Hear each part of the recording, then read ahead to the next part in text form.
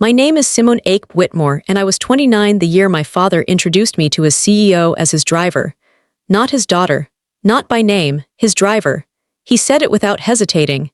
He said it the way you say something true. He had his hand on my arm when he said it, and he steered me past the man before I could open my mouth. I'll tell you what the CEO said when he looked at me, but that's not the part that ended everything. The part that ended everything happened 9 months later, in a conference room on the 14th floor of that same building, when a trust attorney named Marcus laid a document on the table and asked if anyone had questions about the ownership structure. Nobody in that room had questions. They had faces. I remember every face. There are stories that take a long time to become what they were always going to be. This is one of those. Welcome to Calm Drama Stories, where we sit with the ones that don't announce themselves until they're ready. If you have ever been made invisible by the person who was supposed to be most proud of you, this story is for you. Stay with me, because the mechanism of how this turns, not just that it turns, but how, I promise you will not see coming, until the moment Marcus slides that document across a conference table. Subscribe and drop one word below for the last time someone talked around you instead of about you. I read everyone. Now, the beginning. My name is Simone Ape Whitmore. I was 29 years old. I had been working as a financial analyst at a mid-sized consulting firm for 5 years, the kind of work that requires you to understand the architecture of companies from the inside, how the equity is structured, where the liabilities sit, which assets are performing, and which are held for optics. I was good at it. I had been promoted twice before my 28th birthday and was on the partner track, which my supervisor told me with the measured certainty of someone who has seen the numbers and made their decision. I tell you this not to impress you with my resume, but because the competence matters for what comes later. Because one of the specific cruelties of being made invisible is that it requires the person doing it to pretend not to know what they know. My father knew what I did for a living. He had been told. He had nodded in the conversation and changed the subject in the next sentence, and I had concluded that my career was information he stored, but did not feel, and moved on. I had been moving on from things my father stored, but did not feel since I was approximately 7 years old. My father's name is Desmond Ape Whitmore. He had built a supply chain software company called Kestrel Systems from a 2-person operation in his garage when I was a child to a company with 140 employees, and a client list that included several regional logistics firms and 2 national retailers. He had done this through genuine intelligence and a specific kind of persistence that I recognized in myself and found, in him, both admirable and exhausting. He was proud of Kestrel. He was right to be proud of it. The product was good, the growth was earned. What he was less clear-eyed about was the degree to which he had built the company's identity into his own identity so completely that he had, over 20 years, become unable to experience being a father separately from being a founder. A founder's job is to command the room, to be the largest thing in it, to have a table where the hierarchy is visible and he is at the top. I was not at the top of that table. I had never been at the top of that table. I was the oldest child, a daughter, and I had gone into finance rather than tech, and somewhere in the ledger my father kept in his head, those facts had accumulated into a kind of net neutrality, not a negative and not a positive, just a category labeled manageable. My mother had died when I was 14. Her name was Christine. She had been the organizing principle of our family's warmth, the person who knew how to translate between my father's frequency and the frequency of the people who loved him. When she died, the translation stopped. What remained was just the frequency, undiluted. After Christine died, my father ran the household with the same methodology he ran Kestrel. He was efficient. He was organized. He hired the right people to cover the gaps he could not cover himself. A housekeeper, a tutor for my brother Marcus when Marcus struggled in school, a family therapist he drove us to 3 times, and then declared resolved because he had scheduled the sessions and the sessions had occurred, and in his framework that constituted completion. He did not understand that grief is not a project and does not close when the deliverables are met. I understood it. I was 14 and I understood it in the specific way that children understand things their parents cannot face, which is to say fully and without the buffer of self-protection. I grieved my mother the way she had lived, thoroughly and with attention to the specifics, and I did it mostly alone because my father was building Kestrel, and my brother was 10 and Jerome, my grandfather, was the only adult in my life who seemed to be paying attention to me rather than managing me. Jerome visited twice a year. would arrive on a Friday and stay through Sunday, and he would take me to dinner by myself on Saturday evening, not my father's idea of a restaurant, which was always somewhere impressive, but Jerome's, which was usually somewhere quiet with good food and a table in the corner. He would ask me questions. Real questions, the kind without predetermined answers. What I was reading, what I thought about it, what I was working on at school, and whether it was interesting or whether I was just completing it.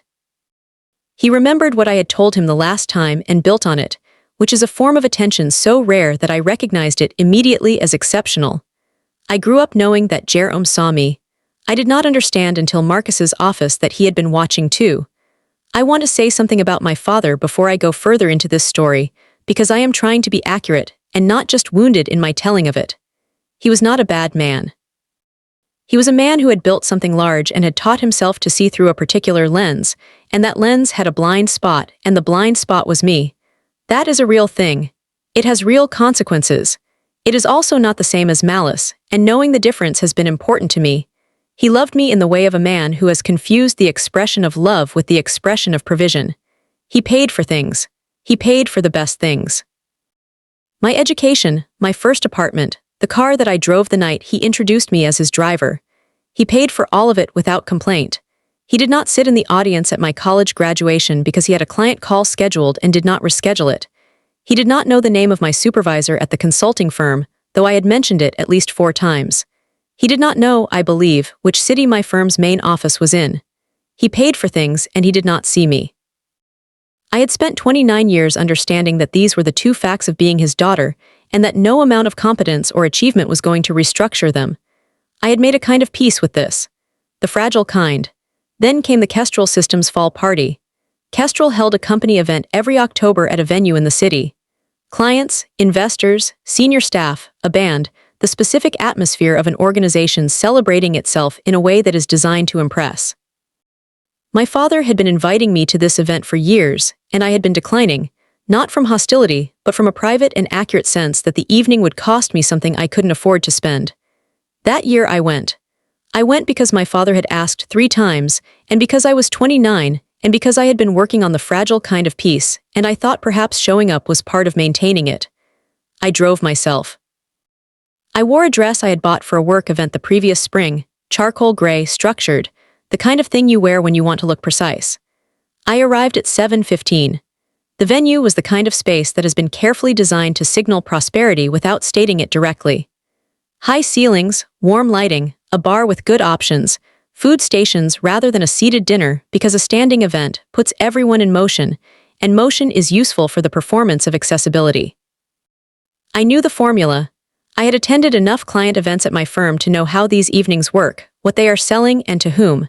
My father met me at the door. He looked pleased to see me in the way he looked pleased at things he had organized, as though my presence was a small logistical success. He took my arm. He steered me into the room. He introduced me to 3 people in the first 10 minutes. In each introduction he named me, said I was visiting, and moved on before the conversation could develop. I noted the word visiting.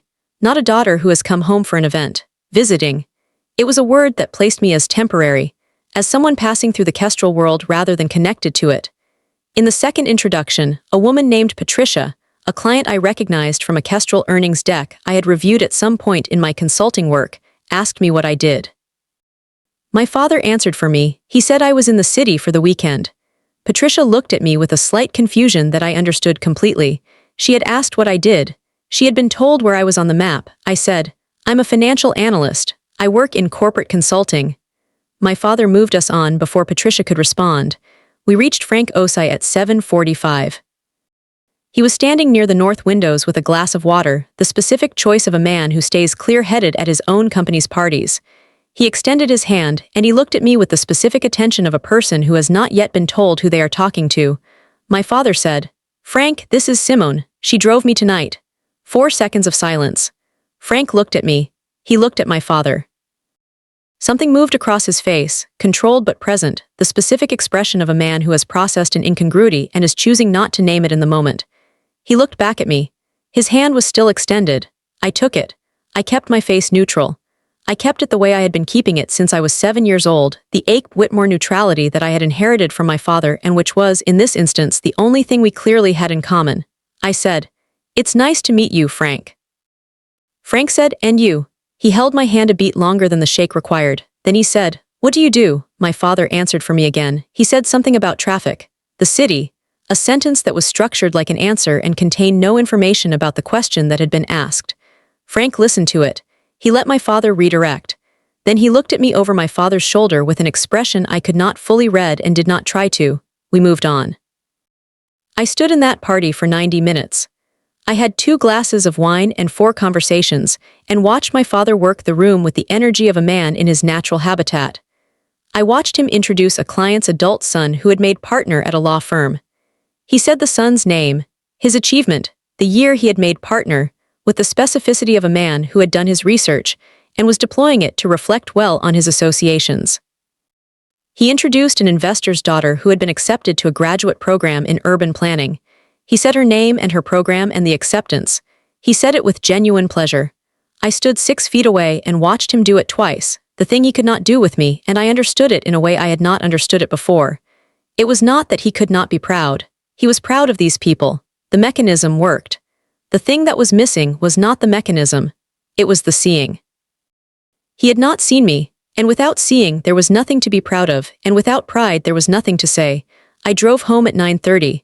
I sat in my car in the parking garage of my building for about 20 minutes with the engine off. I wrote a note in my phone, October 14, his driver. I did not send it anywhere. I just needed it to exist somewhere outside my head. I thought sitting there, about what a person has to have decided over time about someone they made, to stand next to that person at a party and describe them as staff. It is not one decision. It is 100 small decisions, accumulated over years, each one a choice to not look, to not ask, to not update the category. It is a habit so deep it becomes invisible to the person who has it.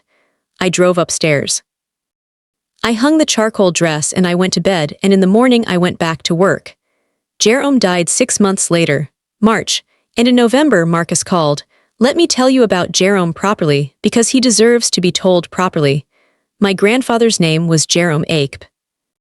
He was my mother's father, which made him my father's father-in-law and not his blood, a distinction that had shaped their relationship in ways that became clear only after Christine died, and the mutual warmth of being connected to her was the thing that had made the connection work. After Christine, my father and Jerome had maintained a relationship that was cordial and careful, and about 40 degrees colder than it had been, the way 2 people stay in contact when the reason for the contact is gone but the people remain. Jerome had been a businessman himself. He had built a regional distribution company from his late 30s to his late 60s, when he sold it for a number that was comfortable without being enormous. He was a careful man with a long memory and a gift for structure, which he had given to my mother, and which she had given to me. He was also patient in a way that I have never encountered in another person. Jerome operated on a timeline that did not care about anyone's impatience. He did not rush decisions. He did not make moves until the move was ready. I had watched him operate this way my whole life, and had absorbed it the way children absorb the qualities of people they spend time with, not by being taught but by being near. Jerome died the March before the party. He was 81.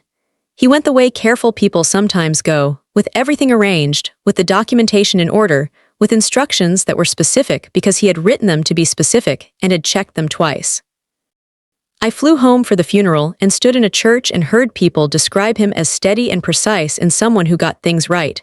And I thought, yes, all of those things, and also the man who asked me real questions on Saturday evenings when I was 14 and nobody else was paying attention.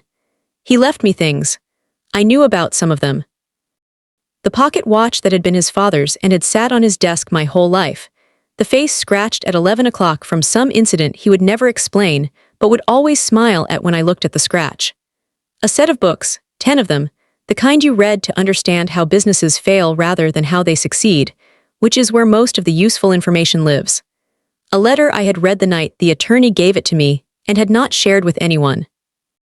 What I did not know about, because Jerome had not told me and had not told anyone except the trust attorney he had engaged 18 months before his death, was the rest of it.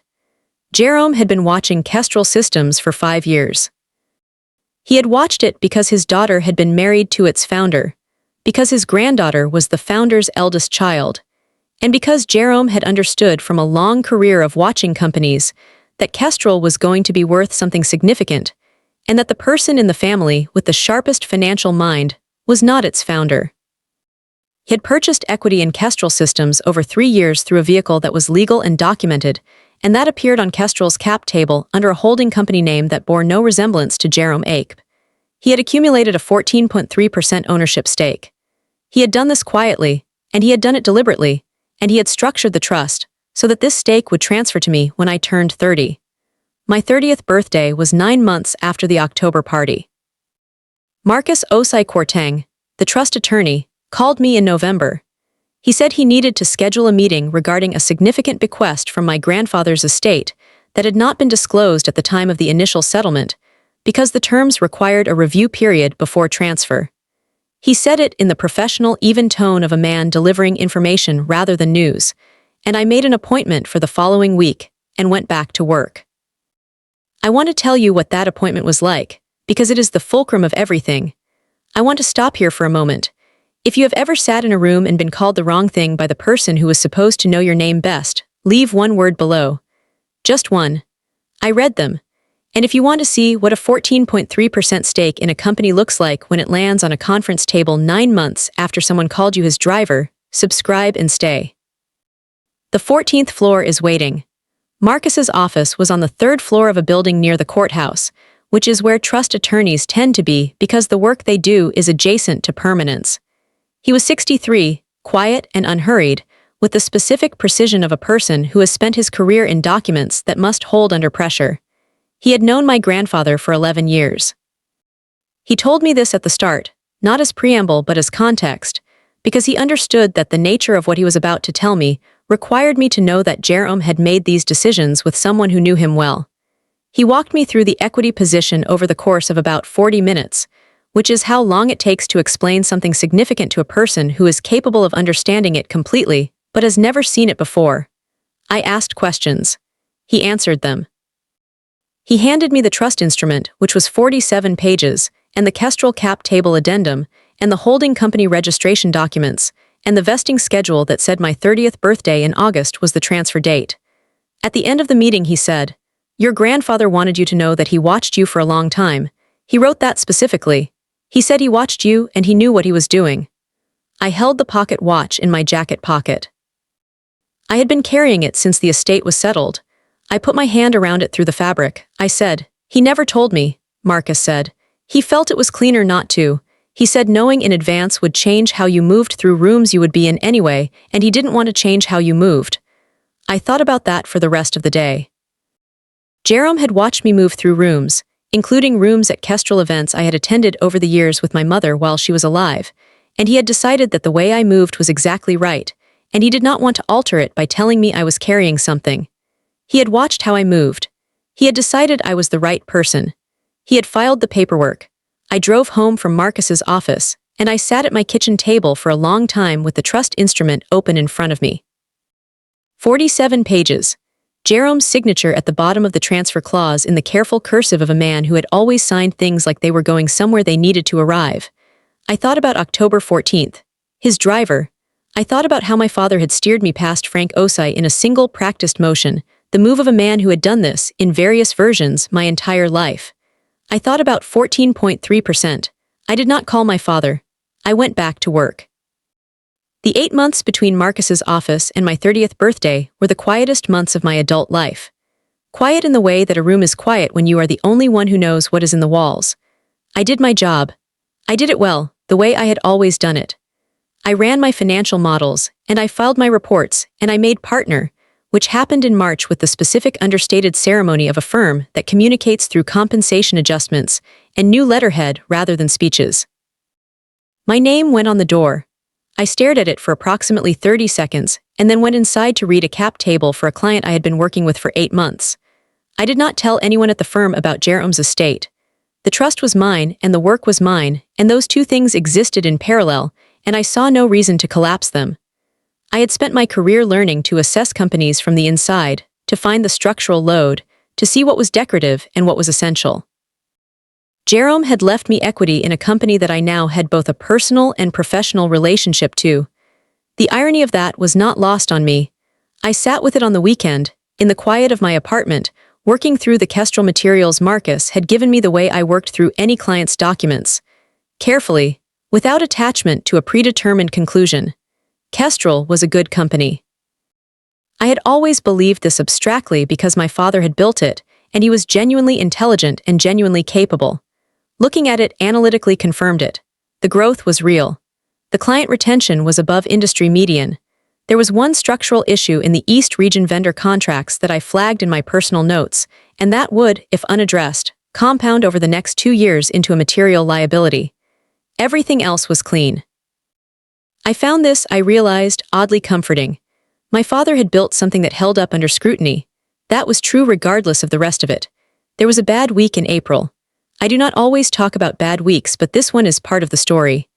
I had been at the partner track celebration dinner, which my firm held at a restaurant downtown, 11 people at a long table, wine, the genuine warmth of colleagues who had known me for 5 years and were glad for me.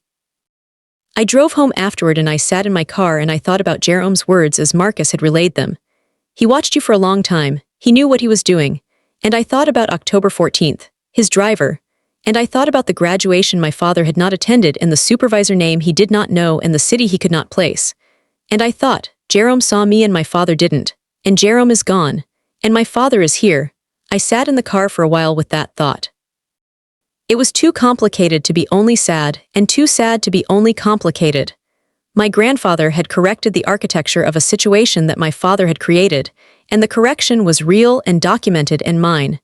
And none of that changed the fact that I wanted my father to have been the one watching, to have been the one who decided, to have been the one who filed the papers. I went upstairs. I made tea.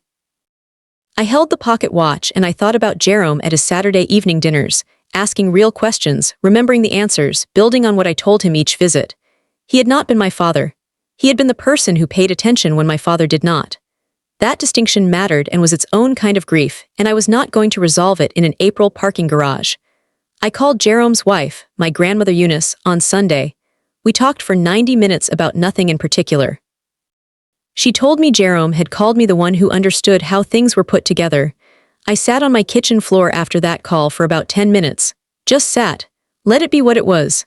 I turned 30 on a Tuesday in August. Marcus filed the transfer documents that morning. By afternoon, the cap table at Kestrel Systems had been updated.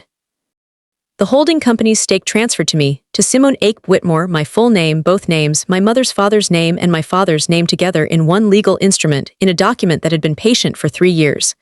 I did not tell my father. He called that evening to wish me a happy birthday. We had the call we always had, warm on the surface and careful in the architecture. He asked how I was. I said well. He asked if I had plans for the weekend. I said yes. He did not ask what. I said, "It was a good birthday, Dad." He said, "Good, good." We hung up. I held the pocket watch. I went to bed. The 3 weeks between the transfer and the board meeting were quieter than the 8 months before them. The waiting was over. The thing had been set in motion and was moving at its own pace now, and pace was something I had learned from Jerome to respect. You set the thing in motion correctly, and then you get out of its way and let it arrive. I prepared for the board meeting the way I prepared for every consequential professional engagement. Thoroughly, without theater, with the documents. I had read Kestrel's last 3 annual reports, 4 quarterly filings, the shareholder agreement in full, and the East Region vendor contracts that I had flagged in my personal analysis months earlier. I knew the business better than most of the people who would be sitting at that table, not because I had an advantage in access, but because I had the habit of preparation and I had used it. I wrote nothing in my phone's notes app the night before. October 14, his driver. I didn't need to write anything. The note was already there, had been there for 11 months, and the meeting in the morning was its answer. The board meeting was scheduled for the 3rd week of September. Frank Osa had called it as a quarterly review standard cadence. Nothing exceptional on the agenda as far as the existing board members knew. What they did not know was that Marcus had filed the necessary notifications with Kestrel's corporate secretary the week prior, informing the board that a significant equity position had transferred to a new holder, and that holder had exercised her right to board representation per the shareholder agreement. Frank Osai had received that notification personally. Frank Osai, who had been at the October party. Frank Osai, who had asked what I did for a living and had been redirected by my father to a sentence about traffic. I found out later that he had run a background check the day the notification arrived, confirmed who I was and what I did professionally, and had then had a single conversation with his general counsel that lasted 45 minutes and ended with the general counsel saying, "The position is valid, it was properly recorded, there's nothing to contest." I arrived at the Kestrel building at 8:40 on a Thursday morning. I had been in this building twice in my life, once with my mother when I was 12, when she had brought me to see where my father worked and I had been impressed by the lobby and bored by the tour, and once the previous October when I had come to the party and worn the charcoal dress and been introduced as someone's driver. I wore charcoal gray again, different dress. I have a type and I knew exactly what I was doing. I signed in at the lobby. The security guard gave me a visitor's badge. I took the elevator to the 14th floor. I want to tell you about the elevator because this is the part where the story is the most alone. 14 floors, nobody else in the elevator. I held the pocket watch through the fabric of my jacket pocket, the familiar density of it, and I thought about Jerome signing the trust instrument in Marcus's office in the last year of his life, knowing he would not see this moment, knowing he was writing the instructions for a moment he had arranged and would not be present for. He had trusted me to find the floor. He had trusted me to walk into the room and know what I was doing in it. He had not had to instruct me because the whole of my training, professional and personal, was the instruction. He had watched me receive that training and had decided it was sufficient. The elevator opened. I walked into a hallway with good carpet and the specific lighting of a company that has invested in its interiors.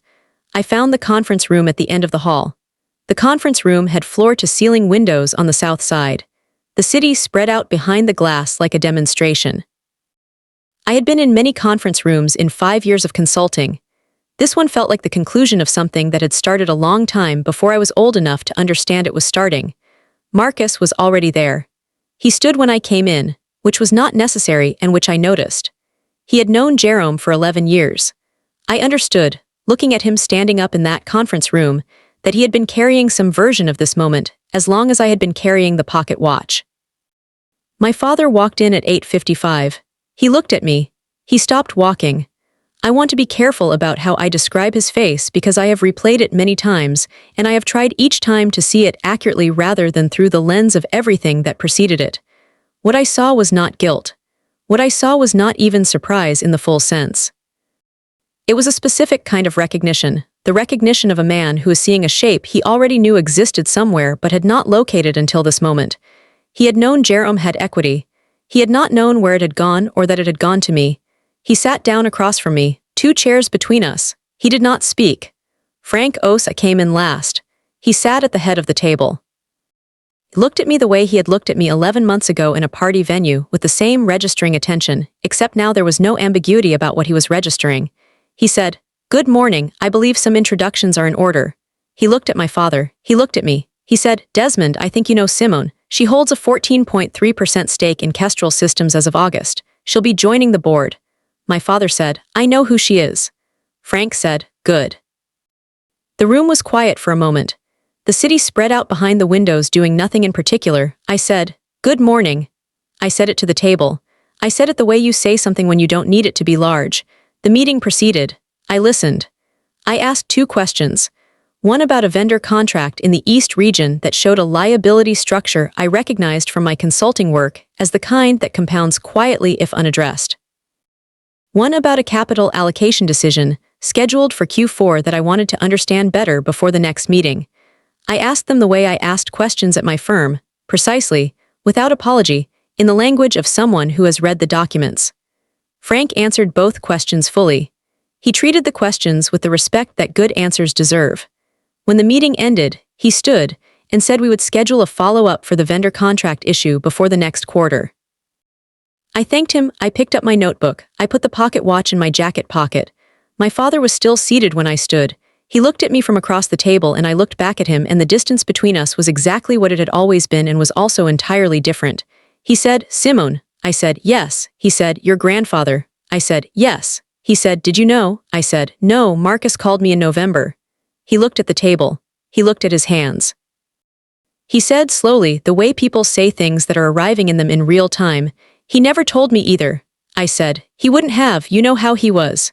My father looked up, And on his face was something I had not seen there before, not remorse exactly, something prior to remorse. The recognition of a man who is seeing the architecture of a situation clearly for the first time, and understanding that the architecture has been in place for a long time, and that he has been living inside it without knowing its load-bearing structures. Jerome had built it. Jerome had watched his son-in-law keep his granddaughter in a category for 29 years, and had decided, without confrontation, without announcement, to make that categorization structurally impossible to maintain. Not as punishment. As correction, I said, "I'll see you at the next meeting, Dad." I walked out. Marcus fell in beside me in the hallway. The good carpet, the specific lighting, the long hall back to the elevator. He did not say anything until the elevator doors closed behind us. Then quietly, in the way of a man who has been holding something for a long time and is now setting it down carefully, "Your grandfather would have been pleased." I said, "I know." The elevator opened on the lobby. I signed out at the security desk. I walked out into the September morning, which was clear and cool, the kind of September day that does not announce itself. I stood on the sidewalk for a moment. 11 months ago, I had sat in a parking garage with the engine off, running an inventory of what I had confirmed. The inventory was different now, not because of a speech or a confrontation or a scene. Because Jerome had been patient and precise and had filed the paperwork correctly, and the paperwork had done what paperwork does when it is correctly filed. It held. I walked to my car. I drove to my office. I had a 9:30 meeting about a client's cap table, and I had notes to review before it started. The September morning was doing nothing dramatic. The city was the city. I was the same person who had parked in a garage 11 months ago with the engine off and the inventory running. The inventory was different now. Structurally, fundamentally, in the load-bearing places. Not because of a speech, because of a document filed in careful cursive by a man who had decided, quietly and without credit, that the architecture needed to hold. It held. That was all. It held, and that was enough, and that was everything. The work was the work. It had always been the work. Jerome had understood that about me from his Saturday evening dinners, from the questions I had answered carefully, from the way I had talked about the companies I was reading about before I had a professional reason to read about them. He had understood that the work was not something I did for approval or recognition. I did it because the architecture of things interested me, and because getting it right felt like the only option. He had given me a company to use that quality on. He had made it legally impossible for the architecture to stay wrong. He had done this in the patient way of someone who plays the long game because they believe the long game is the only one worth playing. That is the kind of love that does not announce itself. That does not ask to be noticed. That simply arranges the structure correctly and trusts the right person to find it. That is the kind I quietly carry with me every morning when I unlock the office with my name on the door. Not the charcoal dress or the conference room or the face my father made when he stopped walking, but this. Jerome had watched me for 29 years and had decided I was the right person for the work, and he had acted on that decision precisely and without announcement, and that is the most complete form of love I have ever been given. The ones who watch how you move and decide you are right for the work, and do something about it without asking for credit. That is who gets to be family. Things moved slowly after that in the way that things move when the rearrangement is structural rather than theatrical. My father and I did not have a large conversation. I had learned by 30 that large conversations with my father were mostly performances of a resolution that did not survive the car ride home. What we had instead was a series of smaller ones. He called 3 days after the board meeting, on a Sunday evening. He said my name, and then he said he had been thinking. I said I had been too. He said Jerome had never told him the position was going to transfer to me. I said Jerome hadn't told me either, not until Marcus called. My father said he should have known Jerome was watching Kestrel. I said the holding company had been designed not to surface until it was supposed to. He said, "Why did he structure it that way?" I said, "I think he didn't want to tell you he was watching. He wanted to see how things looked when nobody was watching." The line was quiet for a long time. Then my father said something I have thought about many times since. He said, "I don't think he liked what he saw." I said, "I think he saw more than that." He did not ask me to explain. I was glad. What I meant was complicated, and I was not ready to say it fully, and he was not ready to hear it fully, and the work between us was going to have to happen in smaller pieces over a longer time. He said, "Are you going to stay on the board?" I said, "Yes." He said, "Good." That was the first conversation. It was not a reckoning. It was not an apology. It was two people who are structurally similar in ways neither of them has fully acknowledged, beginning the process of being honest about it. For us, that was considerable. The board meetings became the scaffold. Every quarter I sat at that table, and I asked my questions, and did my analysis, and my father was present, and the dynamic between us shifted in increments too small to observe in any single meeting but significant in aggregate. He started telling me things before the meetings, vendor issues, client concerns, the operational details I needed to be useful. He stopped redirecting questions about me. In November we had lunch. 2 hours. He asked 4 questions about my work, real ones. What the firm's practice areas were, what a partner track involved, whether I found the analysis work interesting or whether it had become routine. I answered them. He listened and built on what I said, the way Jerome had built on things, and I sat with that observation quietly without saying it out loud, because some observations belong to you before they belong to a conversation. We talked about the East Region vendor contracts for 20 minutes. He had a view on the operational side that refined my analysis. I had a view on the liability structure that refined his. Together, we had a more complete picture than either of us had alone. This is what Jerome had seen from his Saturday dinners. Not just me. Both of us. Two people who understood how things were put together and had never had the chance to do it together because my father had never looked long enough to see what they had in common. Jerome had made the looking impossible to avoid. That was his version of the correction. Jerome had been patient. He had made a document. He had trusted the document to do what a direct conversation could not. The company my grandmother inherited a small portion of is valued at $31 million now, which means my stake is worth approximately $4.5 million on paper. I do not tell you that number to impress you. I tell you because Jerome chose that number carefully, chose that percentage carefully, chose the vehicle and the timing and the vesting date carefully, and the number matters because the care matters. He was precise. He always had been.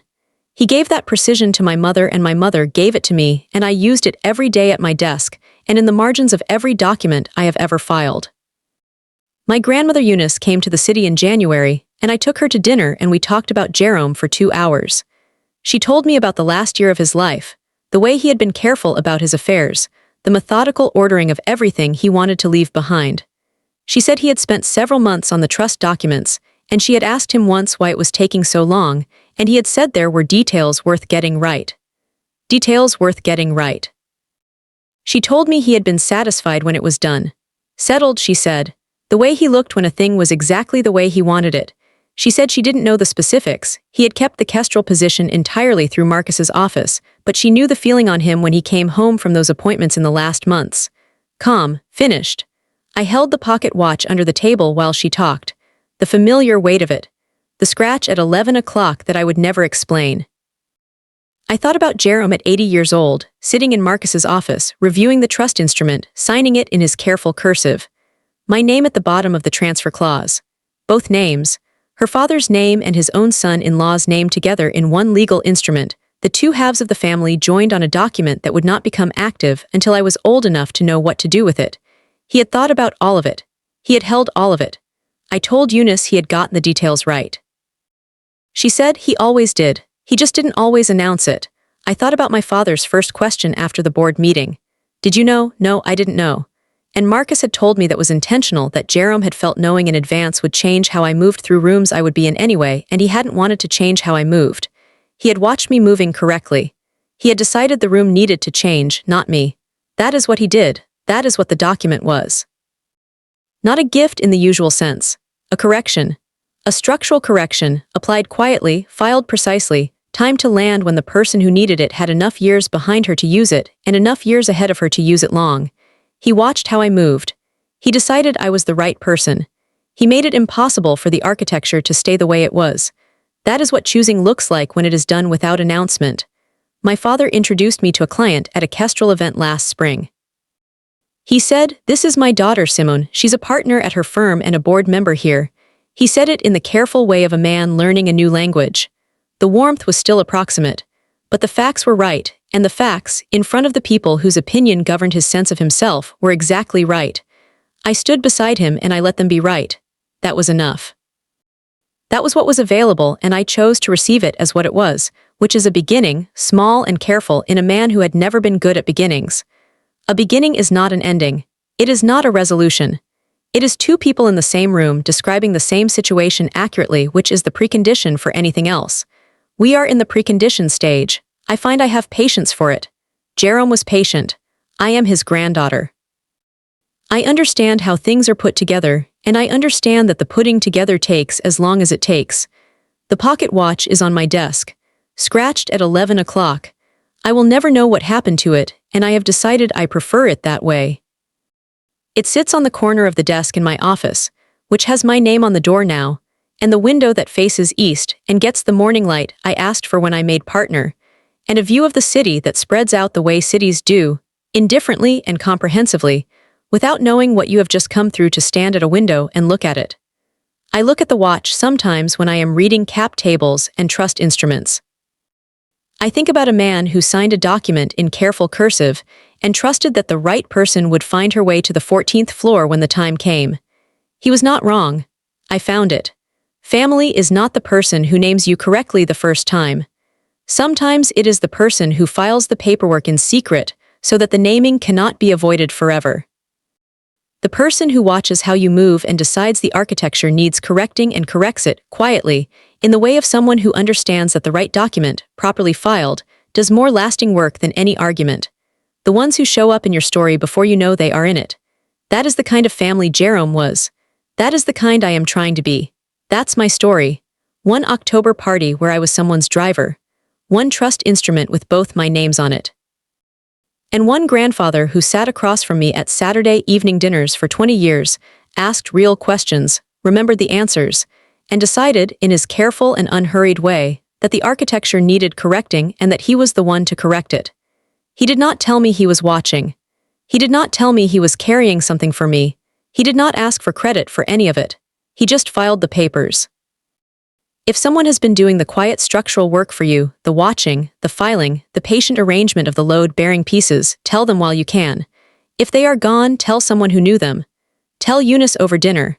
Talk about him for 2 hours and let it be the right amount. And if you are carrying something for someone the way Jerome carried this for me, keep carrying it. Do the work precisely. File it correctly. Trust that the right person will find their way to the 14th floor when the time comes. Comment below with one word for what you built after someone looked past you. I read every one. Subscribe, because the next story is just as quiet and just as specific. And it ends, the way they always do, in the hands it was always meant to be in. I'll see you in the next one.